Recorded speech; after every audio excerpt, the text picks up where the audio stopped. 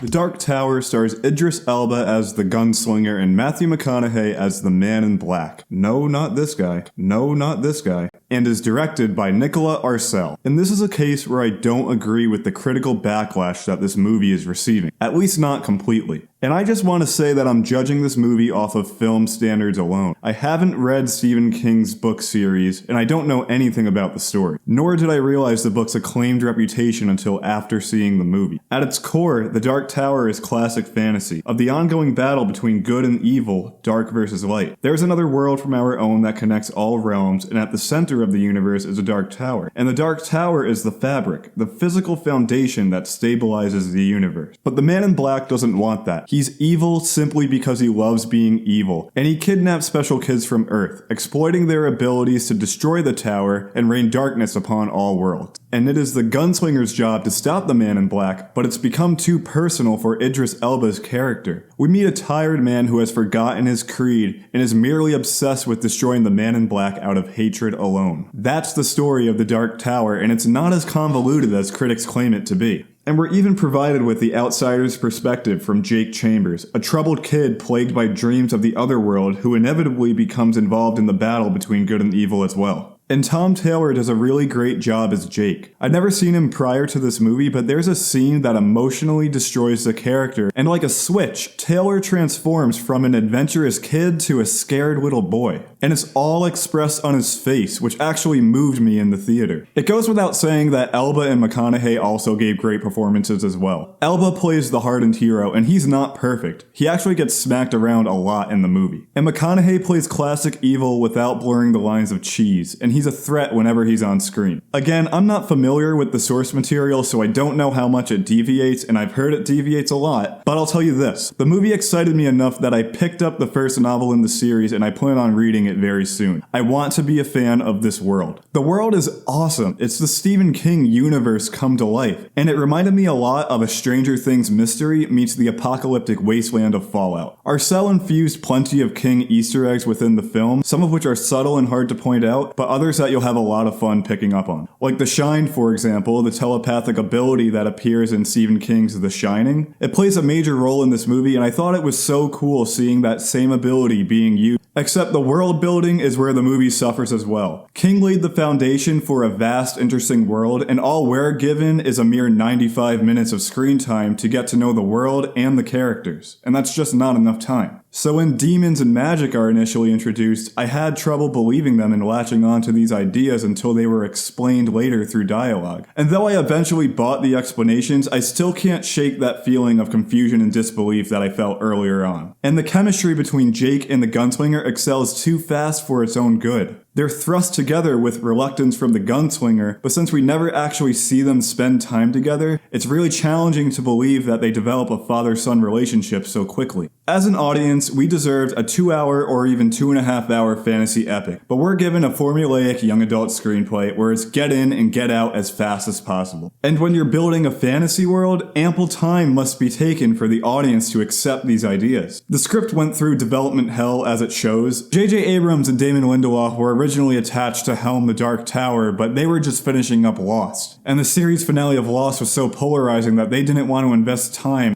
especially Damon Lindelof, into another fan sensation. Personally though, I would have loved to see their version of The Dark Tower, considering Lost and The Leftovers are both my two favorite shows of all time. So after they jumped ship, Ron Howard came on to direct, but eventually that lost footing as well. So Howard stayed on to produce, and eventually Hollywood signed Nikolaj Arcel to direct. So the differing visions in creating this movie are definitely loud and clear. Now that being said, and my gripes out of the way, I entered the theater with very tempered expectations. I didn't think much of the trailer. I thought it looked exciting, but not one I was dying to see in the theater. And I left very surprised that I enjoyed this movie as much as I did. Call me a sucker for a good fantasy movie, though they're far in between. I want to see this one succeed. I want to see a sequel, and I'm excited for the TV adaptation that's going to fill in the blanks of this movie. Yeah, I doubt the success is going to go beyond the TV show, but I'm hopeful at least, and I can't wait to read this book and become a part of the community. It's a very interesting world. But what did you guys think of The Dark Tower? Is it absolute crap, or is it the next cult classic, or is it just a forgettable summer experience of 2017? Let me know in the comments below, and I hope we can start a discussion. As always, I'm Rob of Duto Reviews, and if you enjoy the content, feel free to like the video and subscribe. It's greatly appreciated. And I'll see you in the next one.